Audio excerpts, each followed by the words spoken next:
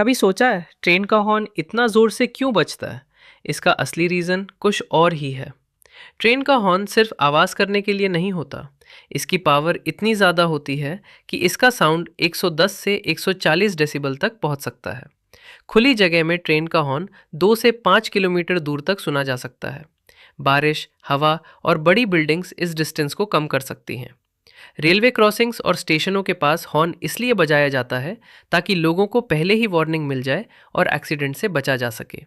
मतलब जब आप ट्रेन का हॉर्न सुनते हो सकता है ट्रेन अभी भी कई किलोमीटर दूर हो। क्या हम 1000 सब्सक्राइबर्स जल्दी कंप्लीट कर सकते हैं? क्योंकि उसके बाद हर वीडियो मेरी रियल वॉइस में होगी। सब्सक्राइब करके इस मिशन का हिस्सा बनो।